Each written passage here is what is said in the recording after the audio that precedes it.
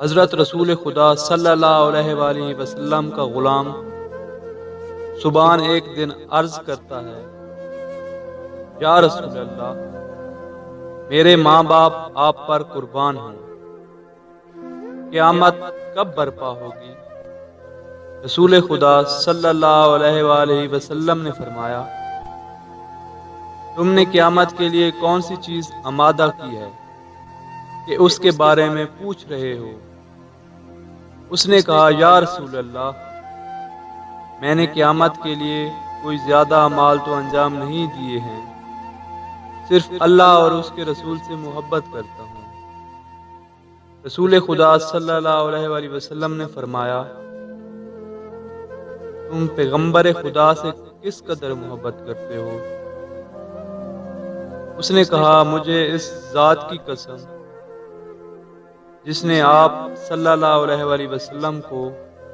پیغمبر بنا کر بھیجا ہے، میرے دل میں آپ کی محبت اس قدر ہے کہ اگر مجھے تلوار سے ٹکڑے ٹکڑے کر دے، آری سے چیر پھاڑ دے، کینچی سے ریزہ ریزہ کر دے، مجھے آگ میں جلا دے اور چکی میں پیس ڈالے، یہ میرے لیے کہیں بہتر ہے کہ میرے دل میں آپ یا آپ کے اہل بیت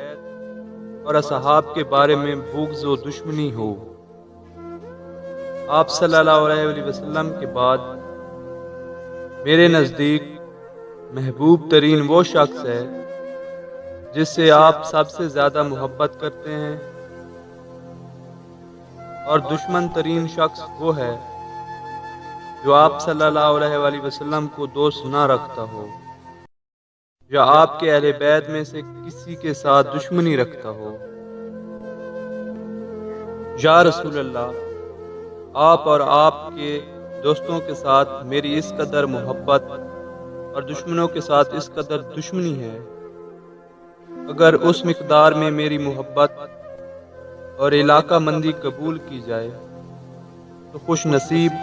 اور سعادت مند ہوں، اور اس کے کسی اور عمل کا مجھ سے مطالبہ کیا جائے تو میرے دامن میں کچھ بھی نہیں ہے کہ جس پر اعتماد کر سکوں۔ میں آپ کے اہل بیت اور اصحاب سے محبت کرتا ہوں، اگرچہ ان کی طرح کے اعمال بجا لانے کی طاقت و توانائی نہیں رکھتا۔ رسول خدا صلی اللہ علیہ وآلہ وسلم نے فرمایا، میں تمہیں بشارت دیتا ہوں، کیونکہ روز قیامت ہر کوئی اسی کے ساتھ مشہور ہوگا جسے دوست رکھتا ہوگا۔ اے سبحان، اگر تمہارے گناہ اس قدر زیادہ ہوں کہ زمین اور عرش الہی کے درمیان ڈھیر لگ جائے، یہ اس محبت اور دوستی کی وجہ سے اس قدر جلدی مٹ جائیں گے جس طرح پتھر پر سورج پڑنے سے سایہ صاف ہو جاتا ہے، اور جس طرح پتھر سے غروب آفتاب کے وقت اس کا نور غائب ہو جاتا ہے۔ اللہم صلی علی محمد و آل محمد۔